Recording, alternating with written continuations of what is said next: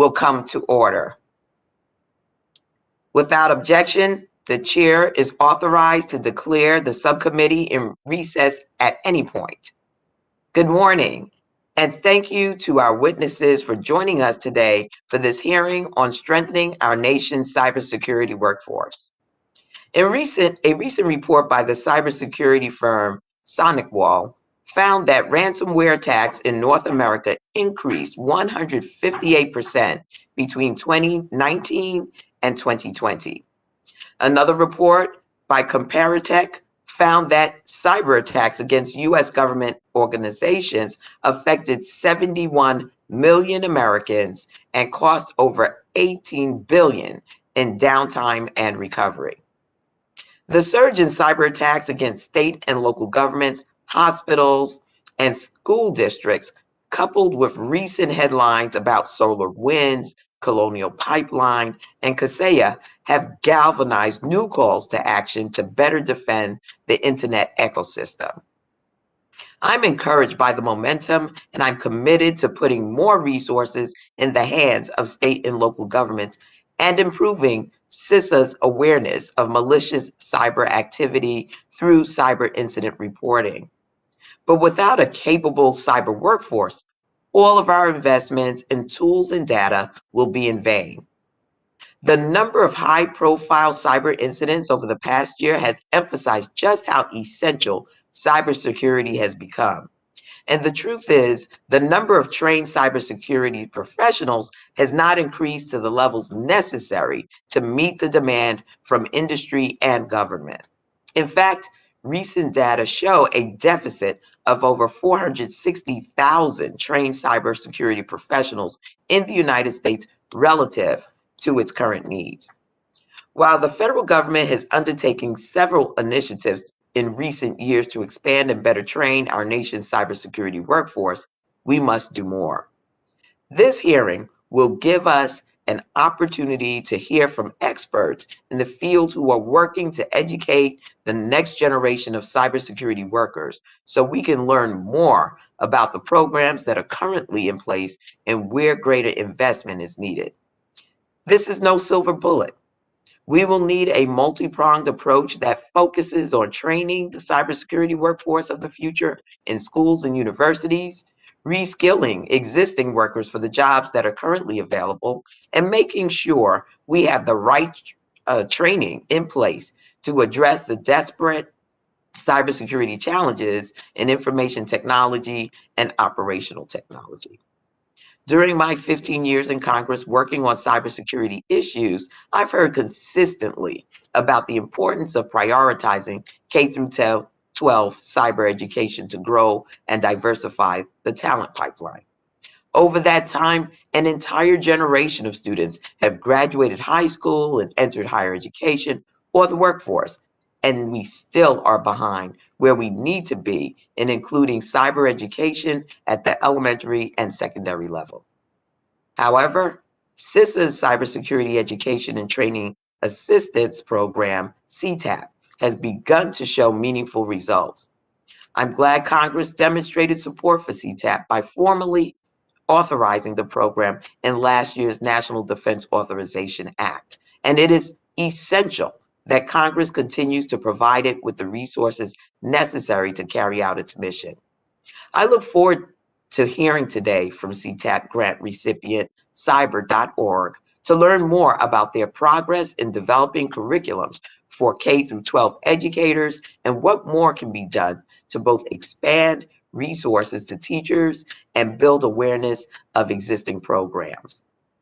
Reaching children in the K-12 environment is an important step in making sure we don't leave talent untapped. Just as important, however, is that we reach students in college, contemplating college or mid-career who may not have considered a career in cybersecurity to be a viable option. That's where bringing cybersecurity workforce programs to overlooked communities and reskilling programs come in. And I look forward to hearing from California State University at San Bernardino on its important work in this space. Finally, as we look for new opportunities to redouble our efforts to grow our nation's cyber talent, I want to be mindful that cybersecurity training is not one size fits all.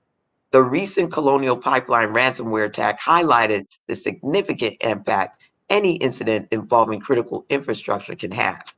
And while the attack only affected the information technology systems of the pipeline company, the precautionary decision to shut off operational technology systems reflected the vulnerability of our industrial control systems.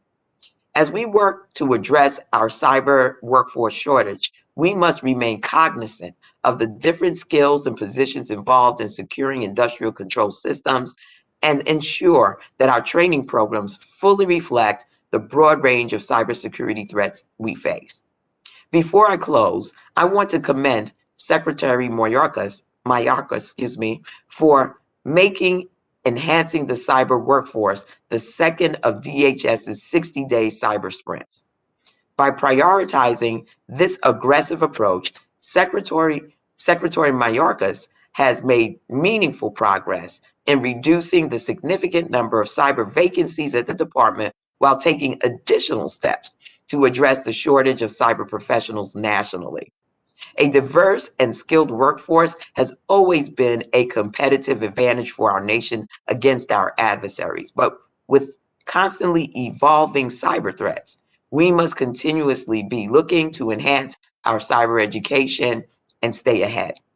I look forward to the testimony of our witnesses in the discussion today, so this subcommittee can continue working to enhance our nation's cyber workforce.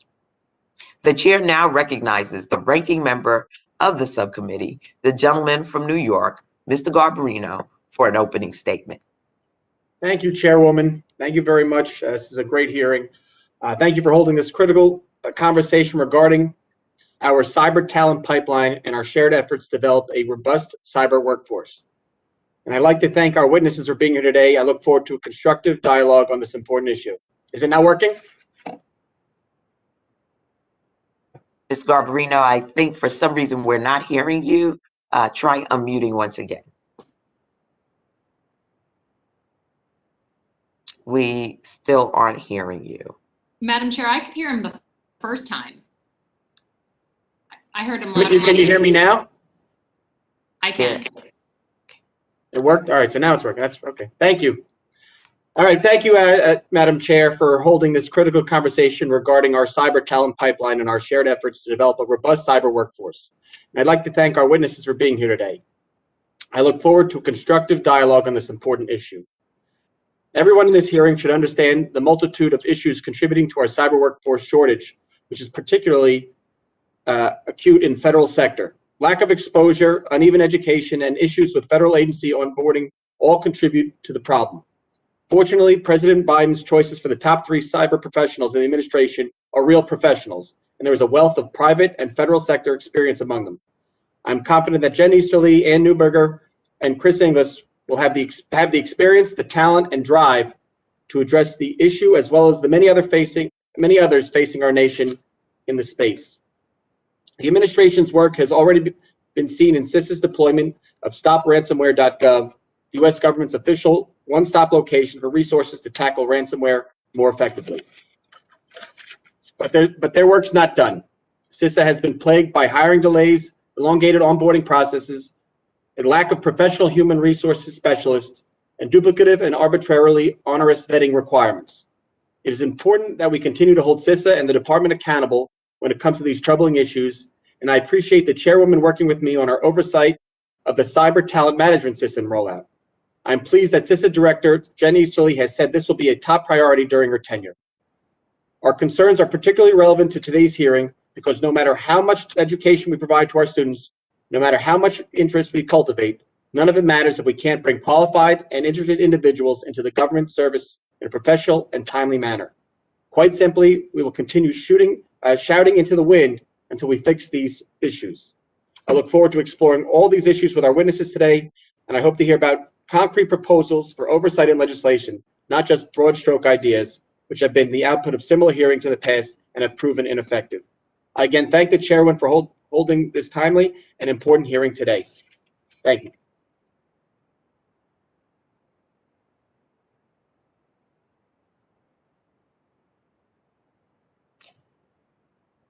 I thank the ranking member, and members of the committee are reminded that the committees will operate according to the guidelines laid out by the chairman and ranking member in their February 3rd colloquy regarding remote procedures.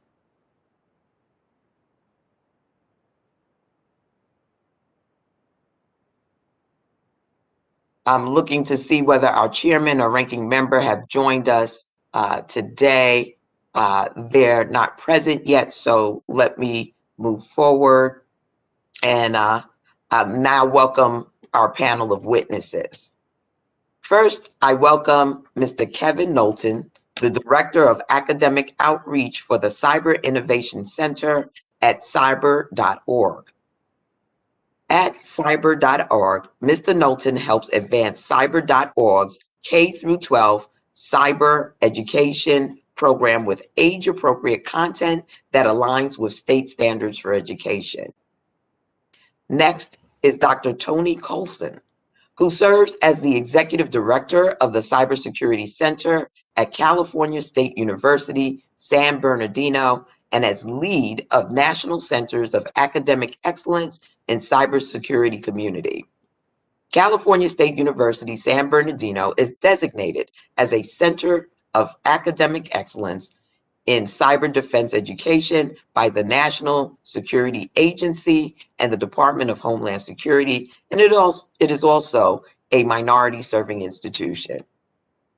Next is Mr. Ralph Lay, the Department Manager for Workforce Development and Training within the National and Homeland Security Directorate at Idaho National Labs.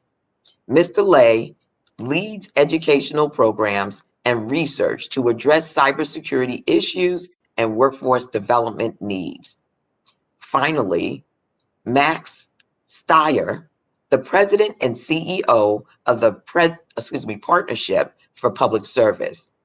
In that capacity, he is overseeing the creation and growth of a network connecting more than 1,000 colleges and universities with 80 federal agencies. He is a thought leader on federal workforce issues, and his work is aimed at inspiring a new generation to serve in government. Without objection, the witnesses' full statements will be inserted in the record. I'll now ask each witness to summarize his or her statement for 5 minutes, beginning with Mr. Knowlton. Good morning, Chairwoman Clark, Ranking Member Garbarino, and distinguished members of the committee. Thank you for the opportunity to testify today. I am Kevin Knowlton, Director of Cyber.org, an academic initiative of the Cyber Innovation Center, headquartered in Bossier City, Louisiana. As a nonprofit focused on national security and cybersecurity workforce development for the past 14 years, we are supported by federal grants and contracts, one of which is a cybersecurity education training assistance program, as the chairwoman mentioned, or CTAP, a competitive grant administered by CISA. One of the greatest threats to our national security is the lack of K-12 cybersecurity education. Recent cyber attacks have demonstrated our vulnerabilities, which can be partially attributed to the growing shortage of cybersecurity professionals. As a former K-12 administrator, I know the impact K-12 education has on a child's future degree and/or career. A cyber literate population will secure our critical infrastructure. Cyber.org's K-12 cyber education program provides teachers with curriculum and professional development that align with individual state and local education standards and promotes cybersecurity technical knowledge and degree and career awareness opportunities for students. Through CTAP, we have reached over 23,000 educators in all 50 states and impacted over 3 million students. We embrace a focus on underserved schools in low socioeconomic regions, as 64% of all new teachers are from Title I schools. And we embrace programming specific to ensuring HBCUs have a talent pipeline and that we are focusing on opportunities for students with disabilities. While we are tremendously proud of the success we've had, however, with nearly 1 million educators and 52 millions across the country, our work has just begun. Chair and ranking member, in your home state of New York, 690 educators are accessing the curricula, and my team has trained 301 teachers. Further, in all of the subcommittee member states combined, over 4,400 educators are accessing the curricula, and my team has trained over 3,800 teachers. This is a program that works. As a recent study shows, that high schools using Cyber.org's curricula sent 4 times more students into cyber-related college or university degree programs such as Cal State San Bernardino. We appreciate that Congress has begun to recognize the importance of cybersecurity education to combat the threats of tomorrow, as CTAP has received bipartisan support. For example, the Cyberspace Solarium Commission called for additional support for CTAP. And as the chairwoman mentioned, the FY21 NDAA formally authorized CTAP within CISA. And in FY21, CTAP received an increase of funding totaling $6 million. This year, we are requesting that CTAP be funded at $10 million, which would enable further scaling of the program to reach more teachers and ultimately benefiting more students. As your committee considers the future of cybersecurity education, Cyber.org offers the following recommendations. First, we recommend increased and sustained funding for cybersecurity education and workforce development. It is critical that CISA include funding in its annual budget requests to expand the reach of CTAP in classrooms across the country. Second, CTAP should be formally recognized as the K-12 feeder program for other federal cybersecurity workforce programs. And third, we recommend special attention be given to the what's next after the different academic milestones, whether K-12, higher education, etc., to better connect students directly to cybersecurity jobs. CISA and Cyber.org have made tremendous impact in states across the country, but it is time to scale. Stable, continuous funding and legislative support for CTAP will enable the program to reach saturation in all 50 states and grow the talent pipeline. And further investment by Congress to build our national cybersecurity defenses must include K-12 education resources. Cyber.org appreciates the time to testify and are willing to serve as a resource for the development of any future cybersecurity education legislation. Thank you for your time. Thank you, Mr. Knowlton, for your testimony. I now recognize Dr. Colson to summarize his statement for 5 minutes. Chairwoman Clark, Ranking Member Garbarino, members of the Cyber Infrastructure Protection and Innovation Subcommittee, thanks for having me. I'm Tony Colson from Cal State San Bernardino. We are a Hispanic serving institution located in Southern California. We have, under the leadership of Dr. Tomas Morales, expanded to over 20,000 students and are ranked 7 nationally for social mobility. But one thing we are known for is innovation. Now, you might ask yourself, what does a regional university in California have to do with cybersecurity? And it's actually very simple. As has already been mentioned, we have a cybersecurity workforce shortage. We know we have a crisis. I just looked up the number earlier before we came on. We have over 500,000 person shortage. 500,000. Let that number sink in. This came from cyberseek.org. That's an absurd number. If this was doctors and nurses, there would be a national outcry. Well, the good news is Cal State San Bernardino is committed to solve this workforce problem.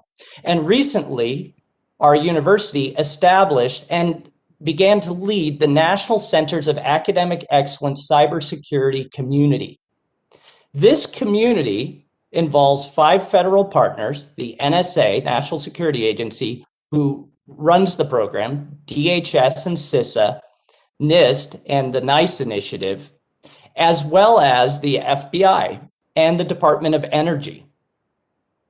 Those government partners are now coupled with the CAE community, the Centers of Academic Excellence community that we lead, that has 335 colleges and universities working together to collaborate and solve the workforce shortage. Now, working with these partners and also working with all of these universities, we have a lot of creativity and we have a lot of collaboration, but we also have an interesting vantage point where we see gaps and we see silos and we see duplication, and we're trying to develop solutions. As Cyber.org and Kevin, a good friend, just said, look, we know that K through 12 is a huge opportunity, and there's a lot of activity in this space, and there's a lot of investment through a lot of agencies. But there are still gaps. There's a lot of work to be done here, such as we need to increase diversity, but also in rural and homeschool networks. And so the Centers of Academic Excellence community just released a program focusing on rural and homeschool. We just helped get AP Cyber onto the national curriculum. We're putting together extracurriculars such as camps and cyber competitions. A matter of fact, the Gen Cyber program at Cal State San Bernardino that we originally partnered with Cyber.org, the genesis of that camp at Cal State San Bernardino that's now affected thousands of kids led to a National Girl Scout badge. But it's more than K through 12. The United States is facing a deficit in cyber research.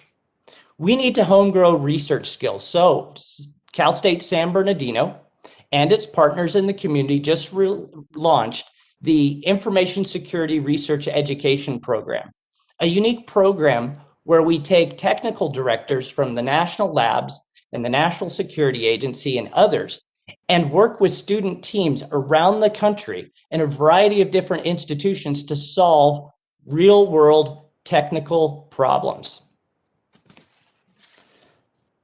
Access is also a problem, access to technology, but also, are we getting the return on investment? Are we producing workforce-ready students? Well, Cal State San Bernardino created the NICE Challenge Project, a national cyber range in use by 500 colleges and universities that provides technology and does workforce readiness assessment. These are a lot of programs, and there's a lot of things. And I will tell you this, the Centers of Academic Excellence community, those 335 schools, colleges, and universities that are working together today are producing over 100,000 diverse quality students, reskilling people, working with veterans, working in our communities. This is all based on one-time funding, and most of it has come from the National Security Agency. What I would like to see is I would like to see the Department of Homeland Security move forward and support with sustainable funding such an important initiative. Thank you so much for your time today. Thank you, Dr. Coulson. I now recognize Mr. Lay to summarize his statement for 5 minutes.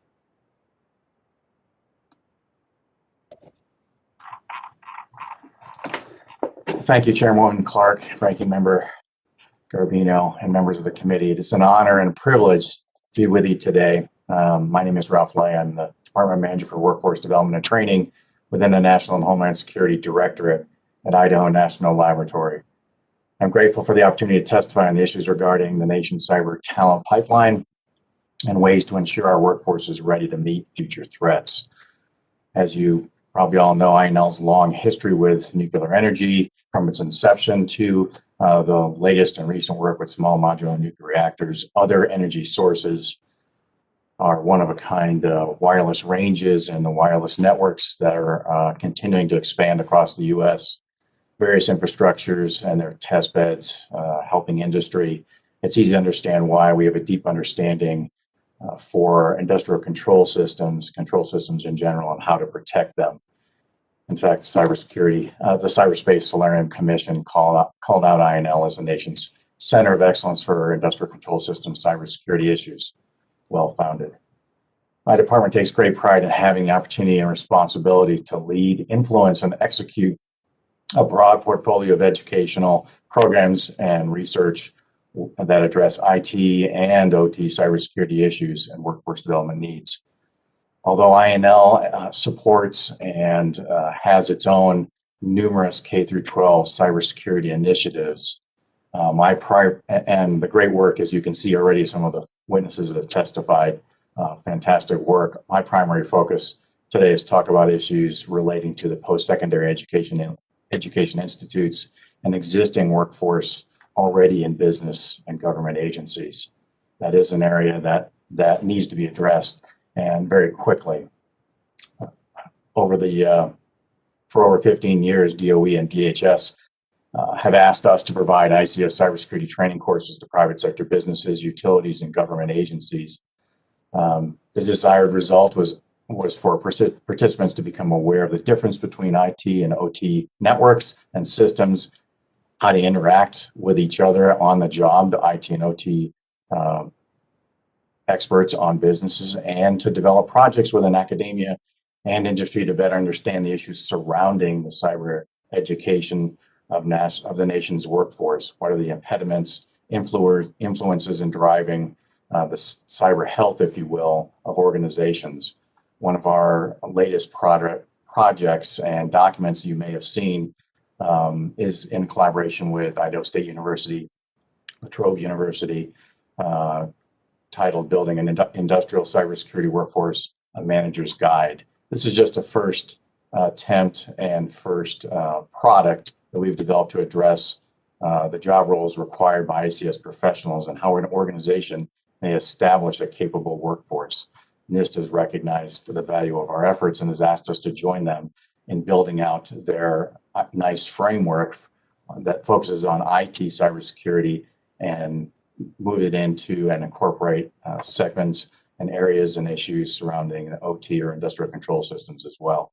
To further flesh out issues that need to be addressed, we've also established our own industrial cybersecurity community of practice, 150 participants from universities, industries, organizations from around the nation and internationally to look at the issues. The recurring issues that are most prominent and that need to be addressed are, as I've listed in the testimony, standardizing curriculum for cyber degrees, establishing a shared repository for cybersecurity curriculum, so that all institutes, large and small, can have access to it.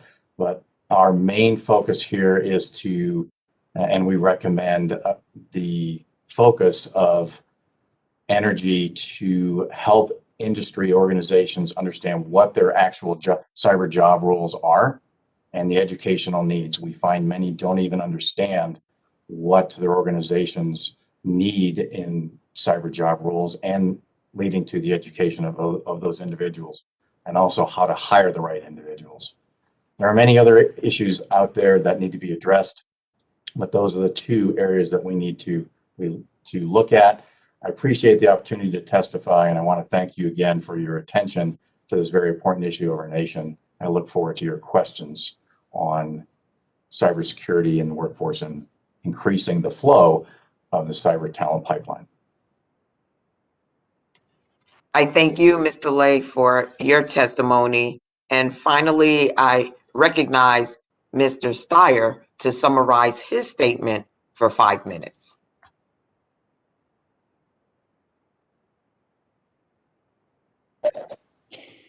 Thank you, Chairwoman Clark and Ranking Member Garbarino. It's a real pleasure to have the opportunity to testify before you this morning on such an important issue. Cybersecurity is so vital, and our federal government is central to addressing this issue. My focus, as you indicated in the summary of the Partnership for Public Service, will be on the federal workforce. We are a nonpartisan, nonprofit organization really focused on better government for a stronger democracy. And we've been working on the issue of cyber for some time now. Just to give one stat that helps demonstrate how big the problem is, if you look at the cyber workforce in the federal government right now, under 6% of it is under the age of 30. So to be real clear, it's just extraordinary. There's no generational diversity more broadly. There are 5 reasons for this. The first is that the federal government's brand is damaged. Government shutdowns, hiring freezes, negative rhetoric. political interference in science, all these things have tarnished the brand. Secondly, the opportunities for young people to serve are hidden and scarce. Again, a devastating statistic. Just 4% of new hires are drawn from federal programs employing current students and recent graduates. So government rarely gets talent coming in that is young, bluntly. Number 3, the hiring process is broken and the barriers to entry are many. I could spend all 5 minutes on this, and I'm going to pass unless you want more detail later. 100 days plus to hire people, and the assessment processes are broken. And very importantly, and often overlooked, this is number 4, we're not retaining the talent that we get. So if you look at those full-time employees under the age of 30 who are leaving government, 3/4 of them are leaving within 2 years. So if you do everything right on the front end and you don't address the retention issue, you actually don't solve the problem. And 5th, critically, the diversity is bad across the federal workforce, but it is much, much worse in the cyber arena. Now, cybersecurity has been on the GAO high risk list since 1997. We need to do more than admire this problem. Ranking Member Garbarino, I loved your point. Let's have some concrete things to do. I'm going to give you 10 of them. First and foremost, most important, we need to create higher expectations for the leadership in government. And that includes, bluntly, Congress as well. We need leadership to pay attention and to see it as their responsibility to own getting the right talent into government. And by and large, they don't do that, and it's a big problem. Number 2, we need the leaders in government to actually have a very different level of understanding around technology. And I'm not talking about, obviously, the CIOs and the CTOs. The general program leadership, more broadly, in the world we live in today, has to have a sophistication and fluency in technology that is often missing. They need to be upskilled, or different people need to be brought in. And third, and equally important, we need more sustained leaders. Right now, a Senate-confirmed appointee lasts only 2 years on average. It's impossible, bluntly, to make a difference on these management issues like cyber without a longer-term tenure for leaders. So a very concrete example, Caesar, Secretary Granholm wants to have a career leader in there rather than a political appointee. That is very smart. Number 2, we need to utilize innovative talent models like our Cyber Talent Initiative. Happy to describe that in greater detail. Number 3, we need to promote the government mission. People will come to government if they understand they're serving the American people. NASA does a great job. They have a custom-built career website that includes videos of what they do. We produce a program called the Service to America Medals. We need to be able to highlight the great things people can do if they are in government. Number 4, we've got to improve the recruiting and hiring. To begin with, we had the National Commission on Military, National, and Public Service. They did a fantastic job. Lots of recommendations that are ready for legislation now, and they should be done. We should have exit interviews of those in the cyber field so we understand why we're not holding on the talent that we need. Number 5, we need to get more young people in government. And here, this is basic strategy. Internships, student internships, ought to be the primary entry hiring for government. They're not right now, and they need to be paid internships, or else we're not going to get the diverse talent.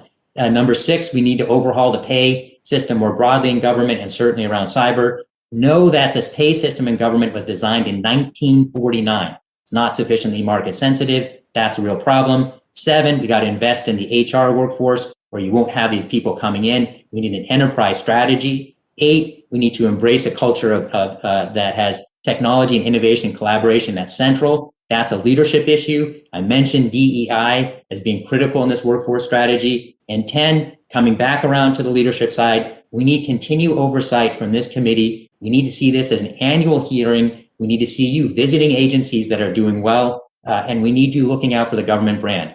Fast as I can talk. Look forward to questions. I thank all of our witnesses for their testimony here today, and I'll remind the subcommittee that we will each have 5 minutes to question the panel. I now recognize myself for questions. For Ms. DeLay, the cyber attacks against the Oldsmar water treatment facility and the Colonial Pipeline earlier this year, coupled with ongoing reports that our adversaries are using cyber tools to target critical infrastructure, have renewed conversations about how to better defend our OT networks.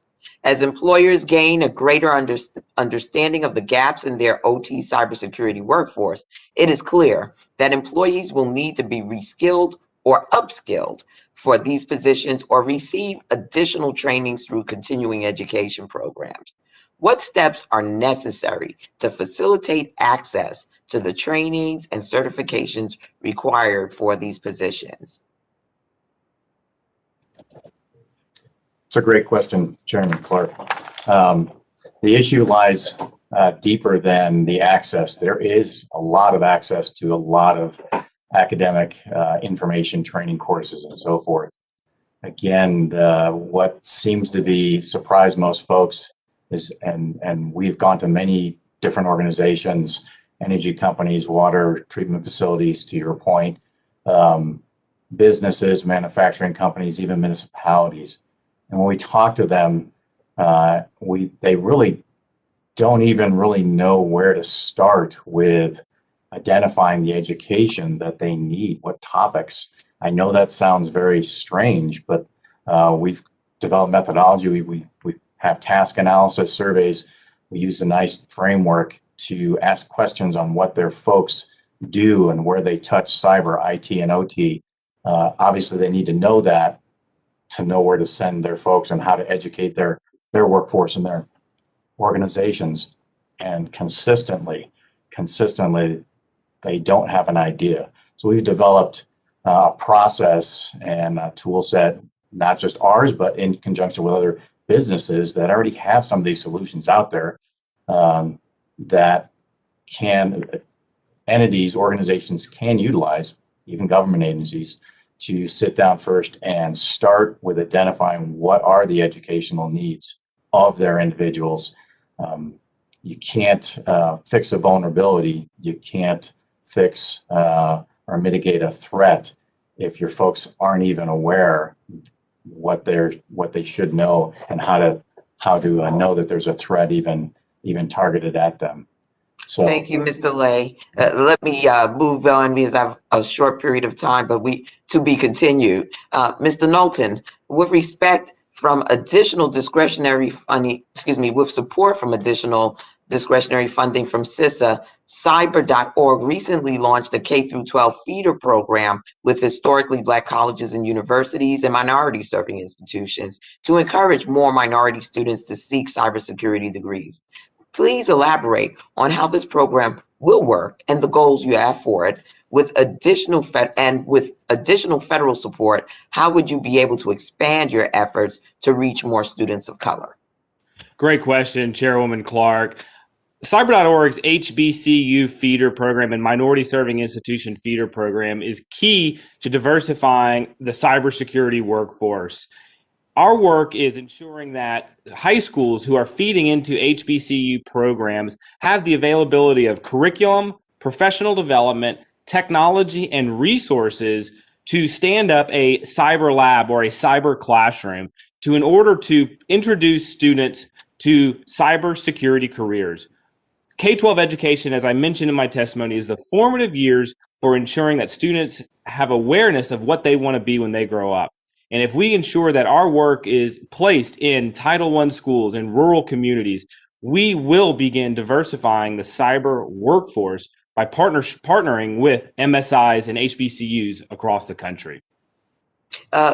Mr. Steyer, a major challenge for federal agencies has been retaining skilled cybersecurity professionals, yet agencies do not necessarily track the reasons behind their poor retention. What should agencies like DHS and CISA do to better understand why cybersecurity employees choose to leave, and what steps can agencies take to improve retention? Great. Thank you so much for the question. I will give you at least three. The first is, I mentioned in my testimony that exit interviews would be very helpful in understanding, so long as there was real-time turnaround of that information and it went to leadership. If it's collected and it doesn't go to leadership, it's not going to make a difference. Number two, we already have the Federal Employee Viewpoint Survey, which is how we create our best places to work rankings. We have data on an annual basis that tells us what's really going on in every organization and government. Leaders should be held accountable for those numbers, and that would make a very big difference. And the third and most important issue is that, again, leaders have to see that this is their job and responsibility, and the most senior leadership in government has to hold the people who work for them accountable to ensure that these numbers are good. If they prioritize it themselves, you will see change. I think, Mr. Steyer, I think your screen froze, but I'm out of time. We'll circle back. Let me now recognize the ranking member of Cybersecurity, the gentleman from New York, Mr. Garbarino, for his questions. Thank you, Chairwoman, and thank you to all the witnesses again for being here today. I'm going to start with Mr. Steyer. I really do appreciate some of the things you said in your testimony about concrete items that we need to change. You pretty much took my first question away from me, which is good. But I want to build on something, because you specifically mentioned how we should hire, we should get interns, and interns should be able to come right in after they've like college interns, and they can come right in after they've completed their internship. That's what law firms do with kids in law school. That's what bankers do. I mean, it works for the private sector. So I think it would be great at getting young people involved, because right now I think it takes almost possibly getting a job at CISA. A new hire can wait for a year, and a college student coming out of college can't wait a year if they've got debt. So, what exactly? I mean, is there a process there that you're thinking of? What exactly should we do? How do we cut down on the year wait list? Yeah, so you're 100% right. I mean, and the most obvious example of what needs to happen is our federal government needs to approach talent management as the best private sector organizations do. And the most obvious thing, any professional organization, it starts with its strategy is going to believe, as we do at the Partnership for Public Service, we think our student internship program is our primary mechanism for identifying talent for entry jobs. And that's not happening in the federal government right now. There are some rule changes that Congress could institute. They could make it easier to convert interns into full-time employees. Right now, if you're unpaid or if you're hired by a third party, even one like that gets diverse talent, it's much more difficult to actually convert in. But those are rule changes that would make a difference. But fundamentally, I think the issue is really having leaders inside government, the agency secretaries, the different component heads, as well as the career leaders, understanding it is their responsibility and having clear metrics about what the expectation is. It is not working right now. It's gone the wrong direction. So we see fewer and fewer young people in government today. And it's not because of lack of interest. That's relevant, but that's not the primary issue. So it would be, number one, hold leaders accountable. Number two, make a few rule changes that would make it easier to convert interns into full-time employees. Number three, make sure that there's real budget for this. And that includes making sure that the interns are actually paid. And then the other issue, clearly in cyber in many instances, is security clearances. And one of the things that can be done is ensuring that the security clearance process is completed while interns are students. And there are different agencies that do this better. And so we should be drafting on the approaches that the agencies that are best in class are using for all of government. I appreciate that. That's great answers. And does any of the other witnesses want to jump on anything additional you think we need to do? I would just like to interject. Internship is one process, but I think there's a huge opportunity here for apprenticeship. Yes. To have people earn while they learn, but also it increases velocity because students are able to gain experience while they're in their job, while they're receiving their education. And it also tightens the partnership with educational institutions to build the workforce you need, as opposed to, well, here's somebody we graduate, I hope it worked out. It's a much more integrative approach. So I would suggest that would be something that be explored, and I'd be glad to talk to you further about this, as we're about to, in the CAE community, pilot a major apprenticeship program in cyber directed at government. Now your apprenticeship, the apprenticeships would be with the government or with private companies, and the people could transfer into. I mean, how are you doing this? What's the pilot program? Both. It is both, and because of the interest of time, it's complex to describe. But let me just say, that I think that the apprenticeship model has been incredibly underused, and there's a lot of energy coming out of other parts of the government. And I would like to see that in the area of national security, because it allows us to mentor and produce and validate talent while they're in school and while they're working.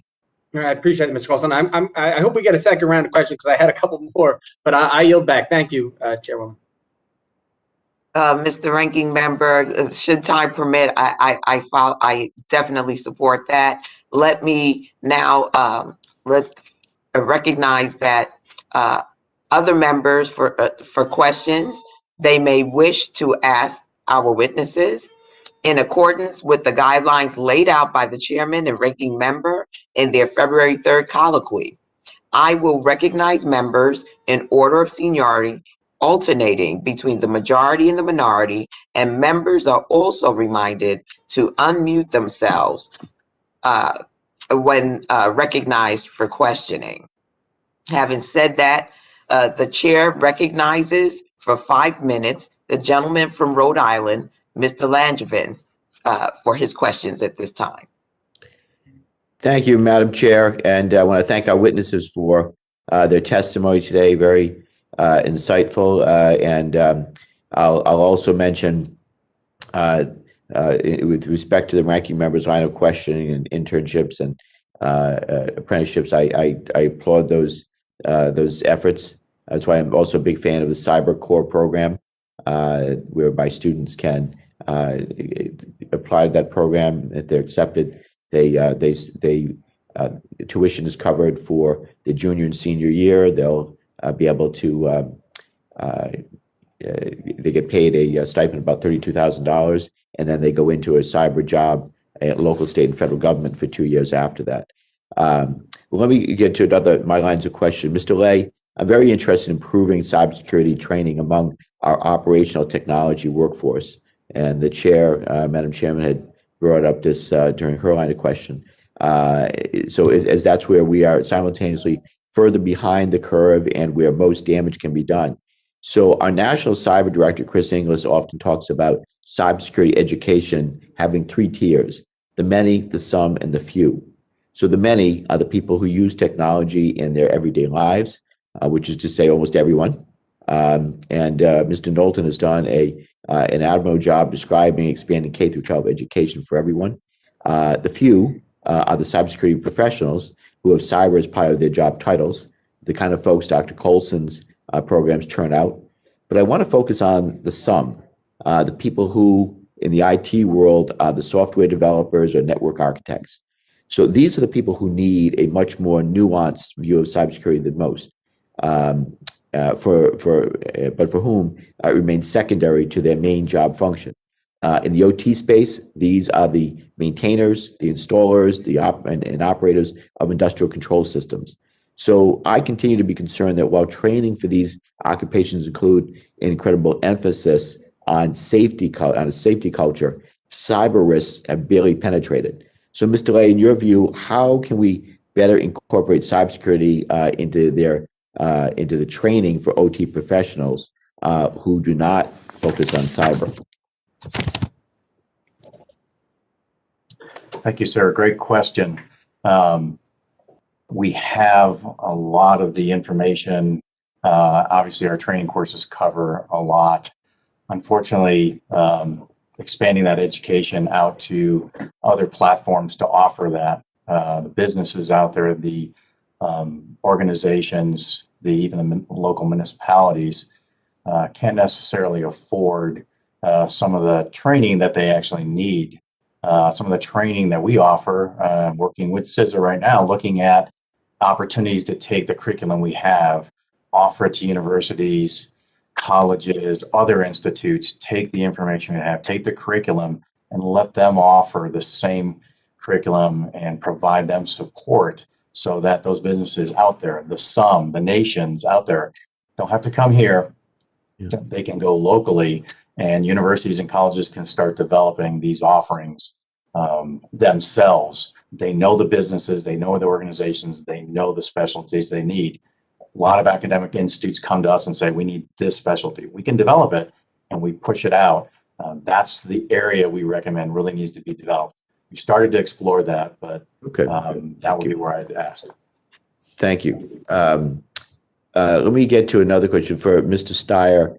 In your testimony, you referenced the need to update pay and classification for the federal workforce.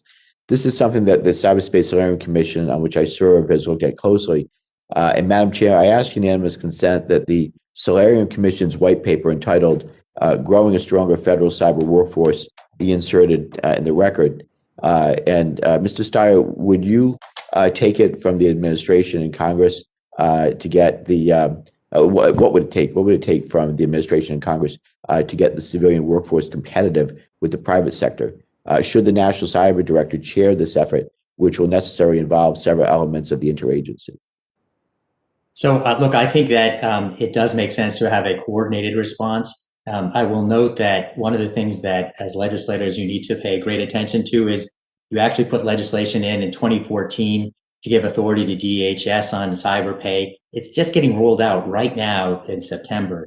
That's too long. You can't wait 7 years for this kind of action. So one risk of creating the sort of national or federal-wide effort is that there will be a lot of talk and not a lot of action. So I would be looking to actually be setting up, timetables about when things actually need to get done and clear metrics about what success looks like. But it begins with having an enterprise-wide, a government-wide plan about what we need in the way of human capital, and then what do we need to do to get it. And a lot of it may be upskilling existing talent, could be new talent. I see the clock has run, but I would be thinking about it in a strategic way to approach the problem. Very good. My time has expired. I thank you for the insights you've offered. And Madam Chair, I yield back. The chair now recognizes for 5 minutes the gentlewoman from Tennessee, Ms. Harshberger, for 5 minutes.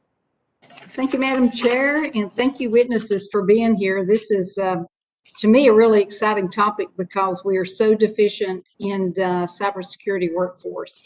And from different meetings I've been in, it would take 1 million people to fill some of the slots that we need. And that, to me, that is unbelievably, that's ridiculous. We need people.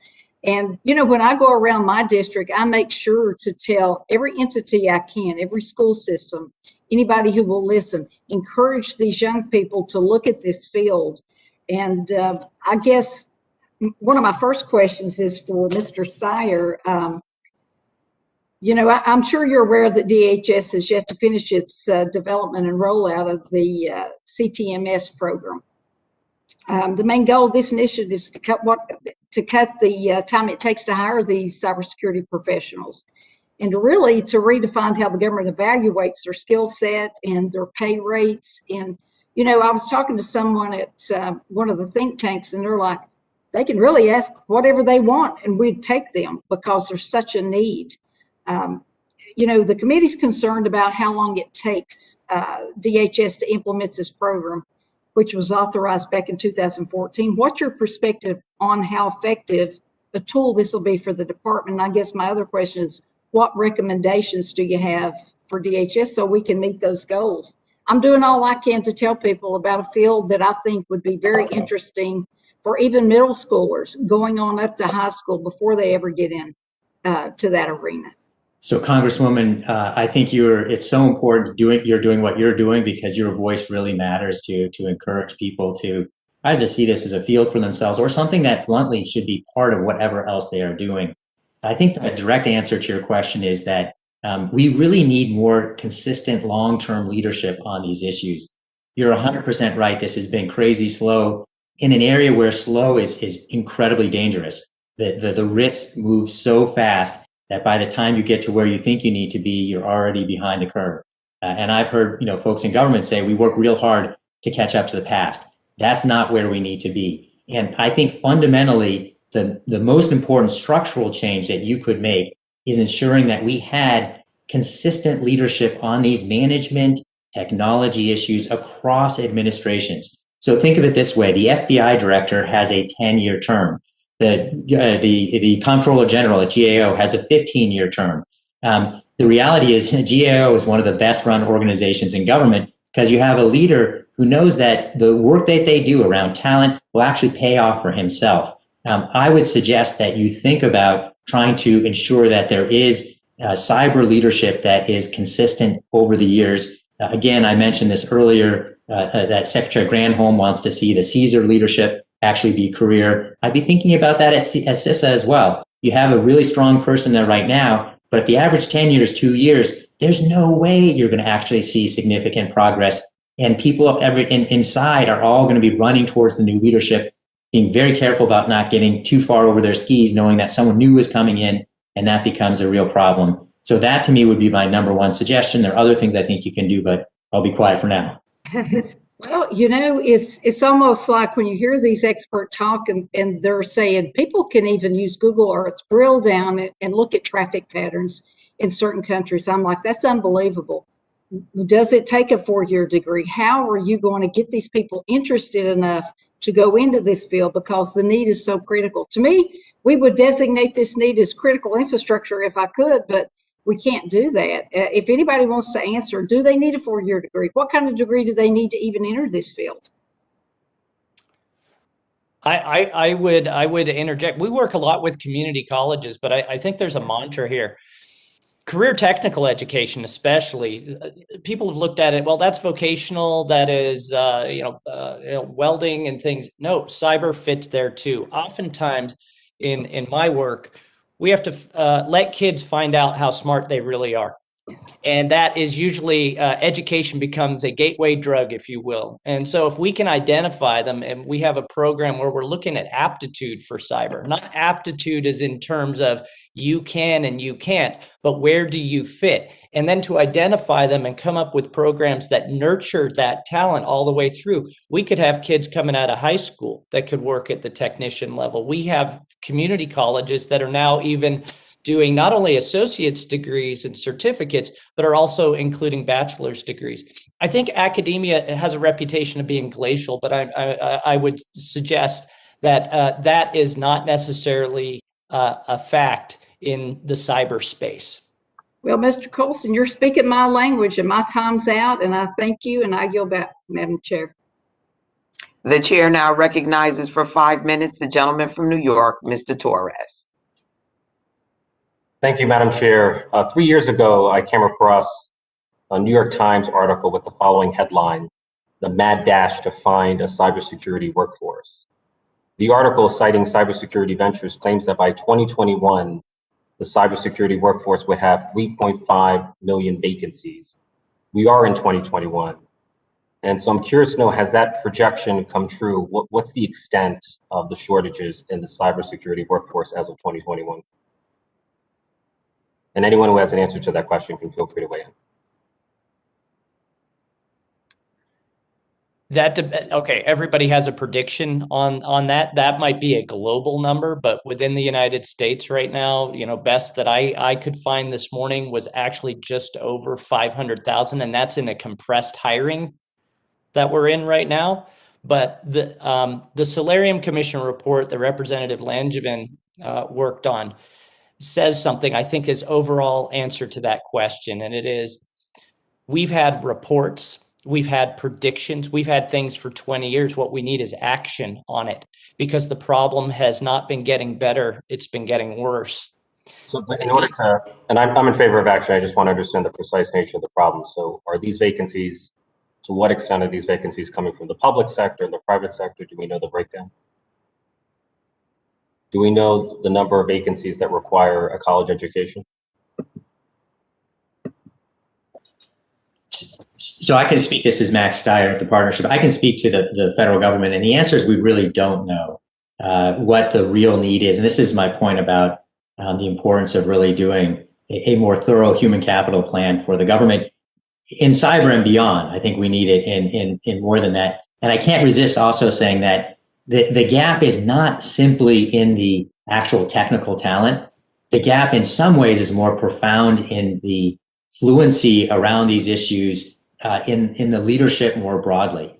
People who are not actually in jobs that are designated as technical positions fundamentally actually need to understand these issues in order to do their work appropriately. And I think if you're thinking about what the actual gap is, you ought to be examining that one as much as the actual. Is that enough? Course. We need more cybersecurity generalists. Is that? It's less that I would say, for example, that if you are coming in as the secretary of an agency in the federal government, if you are running a component, if you're a career senior executive running a large program, you have to be thinking about cyber issues and understanding what the implications are for your programmatic choices. And that includes, the needs, talent needs you will need to be able to address those problems. And that's an information gap. You don't need a cyber professional in those positions, but you need people who are fluent and aware. I have a question for each member of the panel. What's the most successful cyber workforce development initiative that you know of and that should be scaled up? I'll jump in, Congressman, and mention that CTAP is proven to be a successful program in that we are introducing students to cybersecurity careers and degree opportunities at an early age, elementary and secondary. When a student asks me, what do you want to, or when I ask my students, what do you want to be when you grow up? At that very moment, I am providing them a gateway into the opportunities that exist for them post high school as well as postgraduate. Not every student is going to go to college. And so what we want to ensure is that upon graduating high school, we have students with industry-based certifications that they are skilled to go walk into an organization and be employable immediately. Employability is the key. And we want to see that CTAP be grown so that high school students who are going into any of the 17 critical infrastructures within DHS's structure, that those students have the abilities and the knowledge to. Can I interject from what is your placement rate? I'm sorry, sir? Your placement rate. So right now we see that high school students who are participating in CTAP's program, 4 times as many students are going into a cyber-based career degree field within a 2-year and or 4-year program. And how many students have gone through your program? Over 3 million students have benefited from our program in all 50 states. Does the rest of the panel have any thoughts on what's the most successful existing cybersecurity workforce initiative? I'm sorry. Please go ahead. I would like to suggest there's a program that's not even funded and even an initiative right now, and it is to match. And what we find in our research is that the students coming out of degree programs, even out of high school, and the hiring entities, organizations, businesses, government entities, there's not a defined mechanism to really place the most talented individuals in the jobs where they can be the most successful. There's nothing based on the old hiring process of resumes and interviews is what's taking place. We continue to hear from businesses, government entities, well, we hired the most we thought was the best person, and it takes us 18 months to 2 years to get them trained up to be useful. Why is that? Because there's not a mechanism. We've identified the mechanism, but there's no funded program to actually implement that, to say, nice KSATs, hiring job applications has the same KSATs. We can see what the students have, what skills they have, and match them to the job. And the people can hire the right people the first time instead of the second and third time. That's an initiative that should be out there.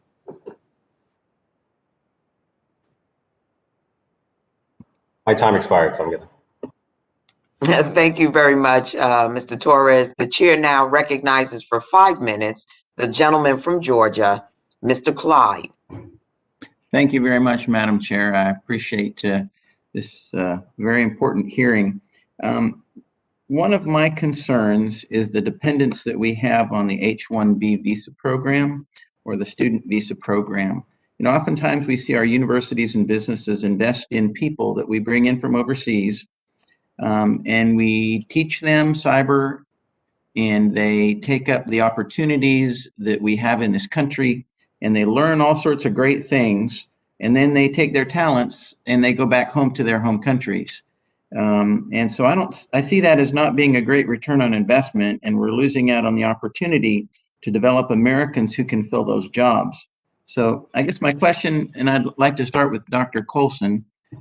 So how can we best encourage the homegrown talent so we don't have to depend on the H-1B talent that at some point is going to go back to their home country, and we're going to lose that opportunity and what has been invested in those people. Now, I understand that those people might actually, bring something to us as well, but still, they're not American citizens. They're not going to stay here. They're going to go home and take that talent and everything they learned with them.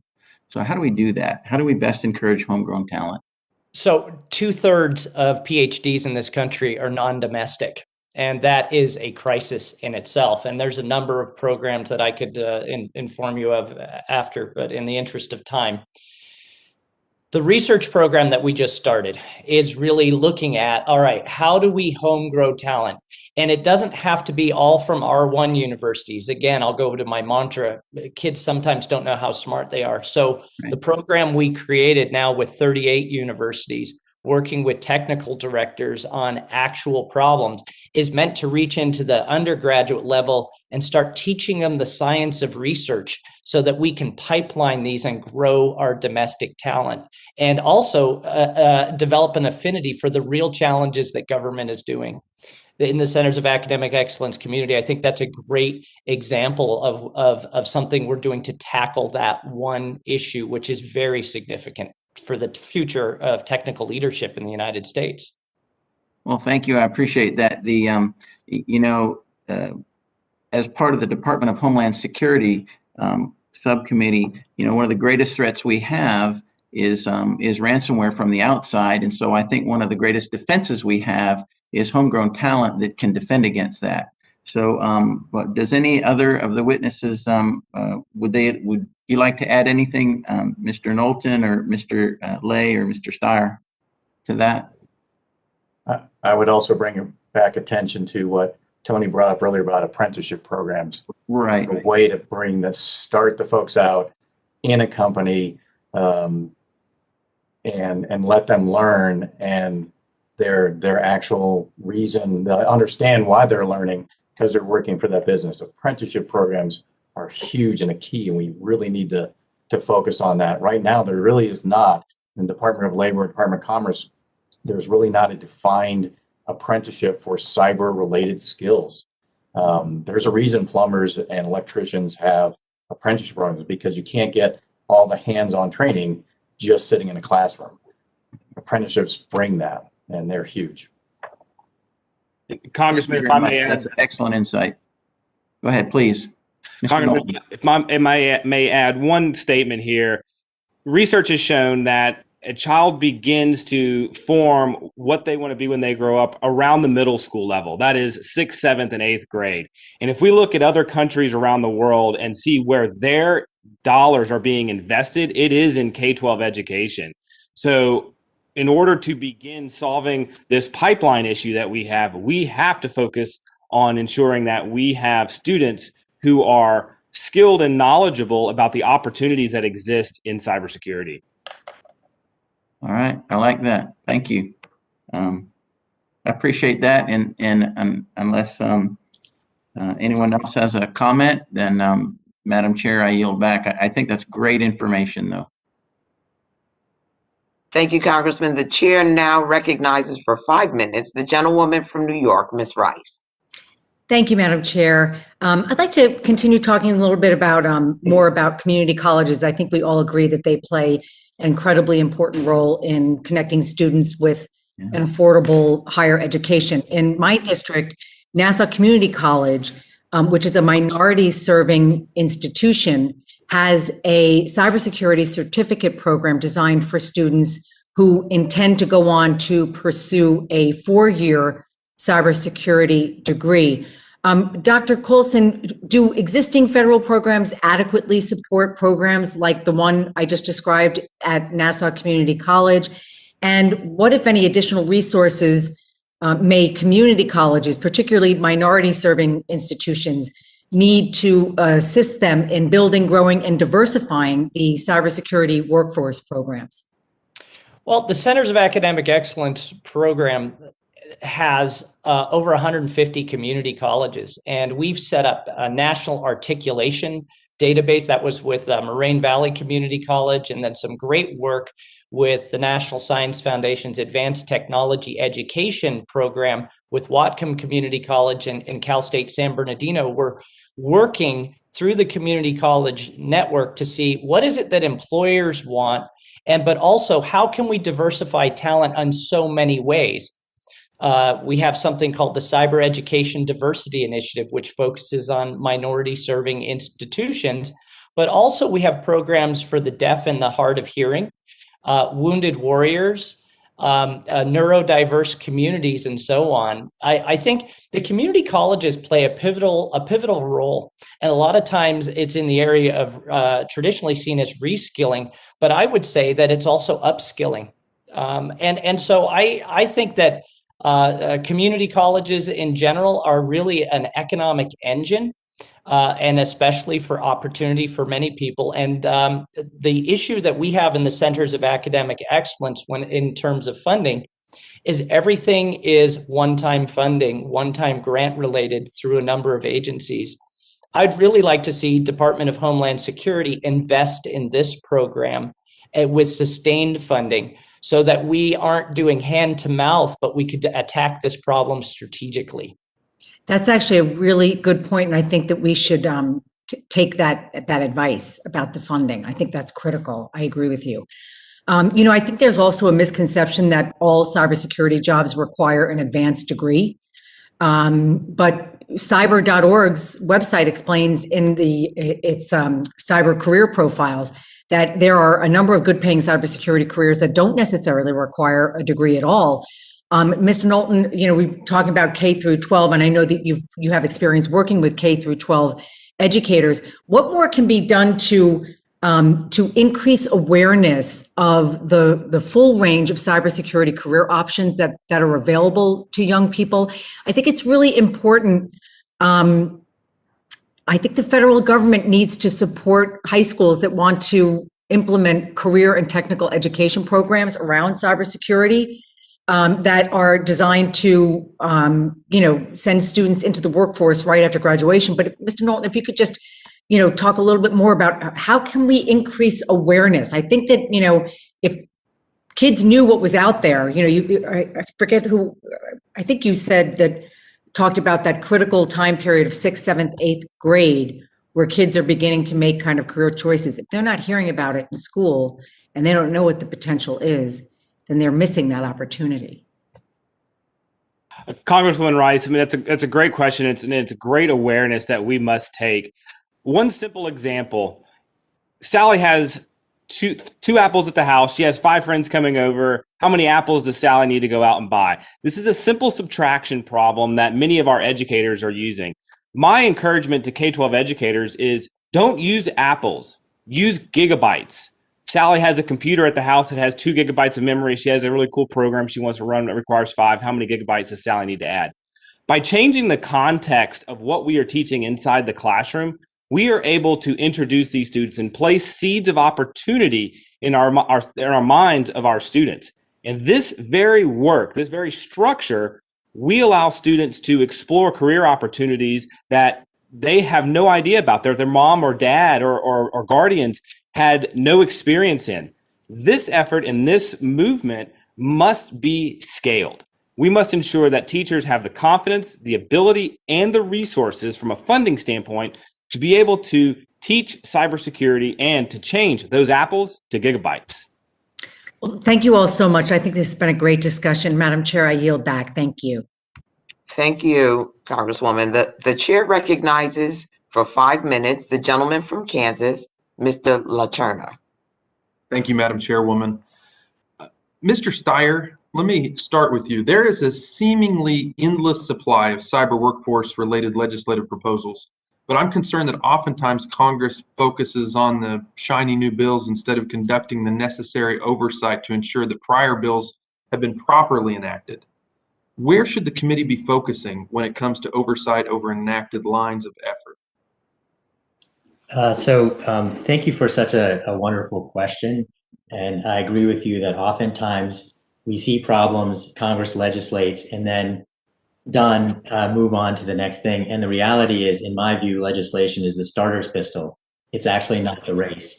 And your oversight function is profoundly important. And so one of the recommendations I made in my testimony was that you actually make this an annual testimony. or rather an annual hearing. And I love the example that was given earlier about the need for long-term money, because there was no way to plan on these programs if you don't have multi-year funding. It's the same here. If you let agencies know that this is not about giving them an authority and then walking away, but rather that you have actually a plan, you intend to be able to have oversight on an annual basis with a set of metrics, performance metrics that you build into your thinking that may change over time. I think that will change the incentives for agencies and the likelihood that you actually see more progress from the investments that you're making.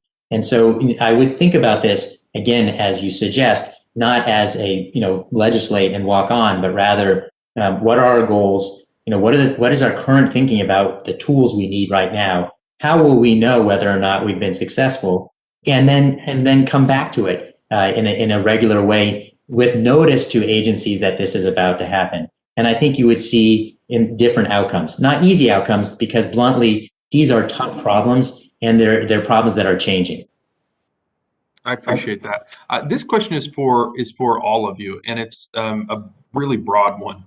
With so much focus in recent years about expanding cyber educational opportunities, do we feel like we're at the point where we're starting to close the gap? Are we making a dent? I'll just say from my perspective, from a lab perspective, from test and control systems and looking at and providing courses to folks worldwide, I think we are making a dent. Some of the issues are very systemic and I think are just not known. Even to panel members, we talk about the tools that connect to high school and we get them excited there. There's lots of progress. I have 23 interns from colleges and universities around my state and other universities around the nation. And I ask them, you're in a degree program, a cyber-related degree program. Why? What are you going to do with it? They don't know. There really is not a mechanism. There are mechanisms out there. We're not connecting them to what jobs they need to go to. So as far as degrees and topics we're teaching, yes, I think we're making a good dent. I think we're offering the right curriculum, and I think it will ever be expanding. It's not going to change, but we got to connect the students that have moved on and are excited, think they know what to do, they get to that next level, and where are the tools, where are the things I can go to look to what's next for me? They're not being exposed to those.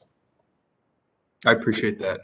Yeah, Mr. Colson, go ahead. So 6 years ago, when we started the Centers of Academic Excellence community, we were about 15,000 students. We're now have over 100,000. And a lot of that has to do with this long-term vision, reaching into the K through 12 space, seeing the dividends of programs like Cyber.org, the Gen Cyber Camp program, and others that are stimulating interest. And we're starting to see that bubble up. But it is a long haul game. And I think that is a real message here. It, as you said earlier, shiny object funding is not going to solve this problem. Very good. Mr. Steyer, I saw you have your hand up. So yes, and I think there are a lot of people working really hard on these issues, and we're making in absolute terms progress. But what I would say is that fundamentally, this is about dealing with problems that are in the real world. And against the problem set that we face, my view is we're losing ground, not gaining it, certainly in the arena that I can see. Wow, I appreciate your perspective. Go ahead, Mr. Knowlton. Congressman, 2 quick stats. CTAP's impact is well over 3 million. While that may be an exciting number to many, the denominator there is 52 million. Our work has just begun. Thank you so much. Madam Chairwoman, my time has expired. I yield back. Thank you, Congressman.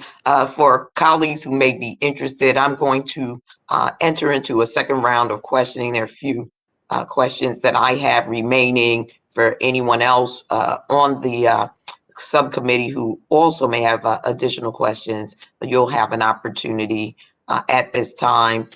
Dr. Colson, a major part of addressing our cyber workforce shortage must include reskilling workers for cybersecurity jobs. And I think certainly in the midst of this pandemic, when we're hearing about the Great Resignation, there may be an opportunity if we open our eyes wide enough or open the aperture so that we are looking at some of our employees who may not be returning to some of the professions that they were once in.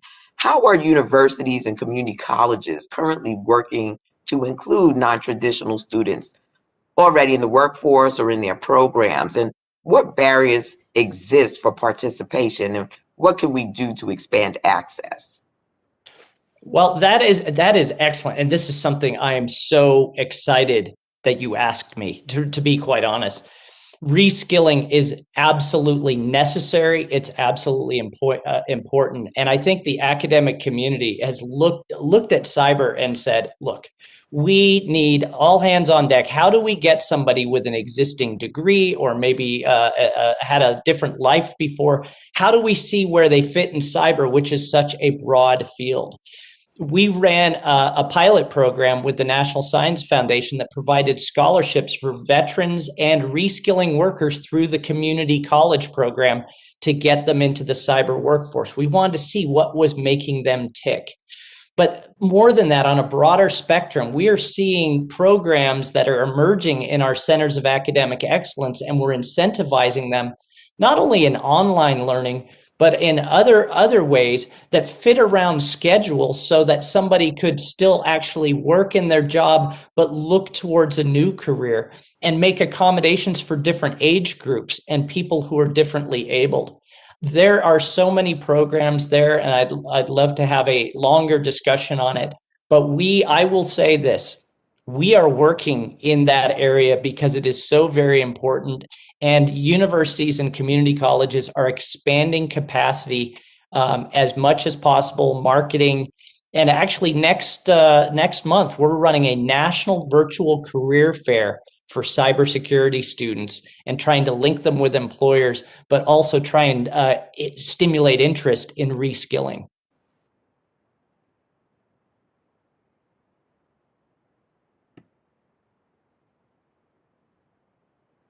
Got caught out there for a moment. This is to the panel. What should the federal government's role be in facilitating apprenticeship programs in the private sector? If you've given any consideration to that.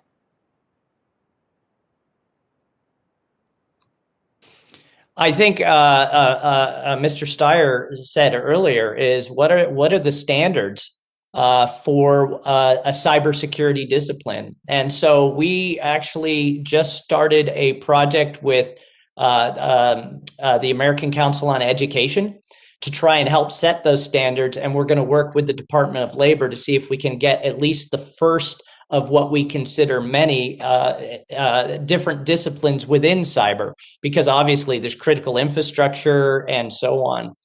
One of the areas that I think the federal government could really help us in, especially in the Department of Labor, is velocity. To get the apprenticeship programs moving is such a laborious technical process that many of our industry partners have said, I don't understand this, and they're ready to walk away. And I'd really like to, work or maybe put together a subcommittee on how we could fix that problem and increase velocity. Because apprenticeship is very foreign in the United States, but has such key potential to solving this problem. Very well. And I wanted to do a deeper dive with you, Mr. Steyer, about how agencies can improve retention. We know that, there's great demand for the limited talent that exists. We're constantly hearing of private sector poaching from the public sector. Could you give us a little bit more depth to what we can do in the retention space? Absolutely. And it begins to have real-time data on what's actually happening and have leaders that are held accountable for that data.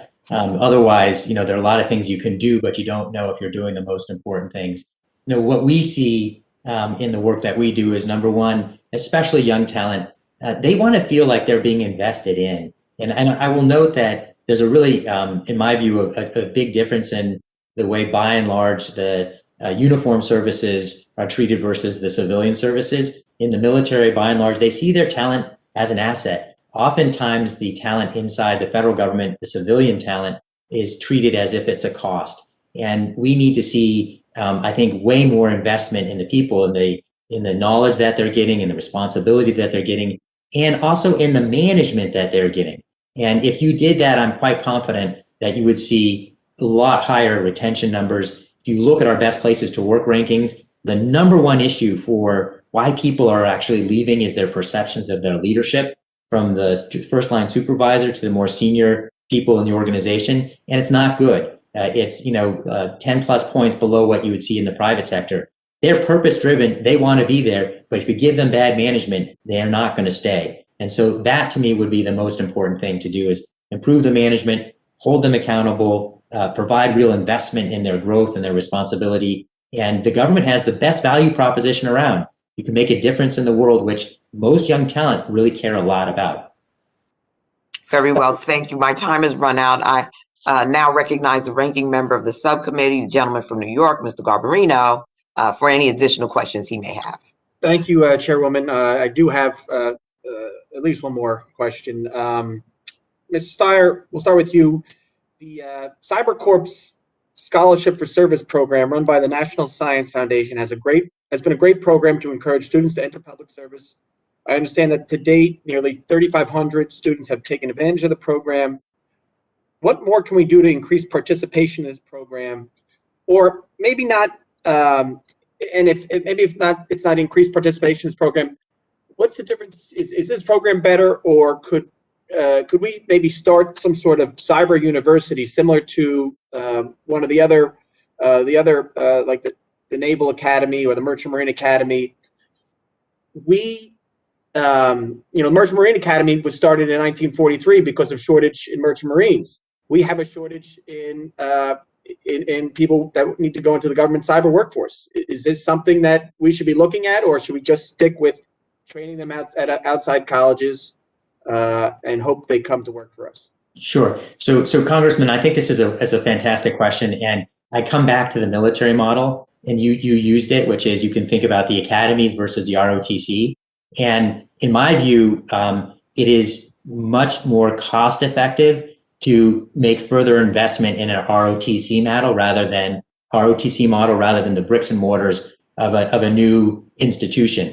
And it's not simply that it's more cost effective, but it's also, in my view, more you'll have higher leverage if you leverage off of the government-wide. We have best-in-class higher education in this country, and if you create more scholarship opportunities for service in government, it'll be again cheaper way of getting great talent, and it'll be integrated against the whole of society. Because you also want to make sure that people who are coming into government represent the entire geographically, racially, gender, all those things. So my counsel would be to further invest in programs that are more like the ROTC than it is to try to create a new entity focused on a specific area like cyber. I think you'll find immediate return because it takes a long time to create an institution, and we don't have that time. And I think you'll have better payoff. I will say that we can undoubtedly do better in the way we use that talent, and the chair's questions around retention should be. Yes, they make programs like the Department of Defense Cybersecurity Scholarship Program that acts like an NFL draft, if you will, where the best talent gets submitted and they can pick and choose. I think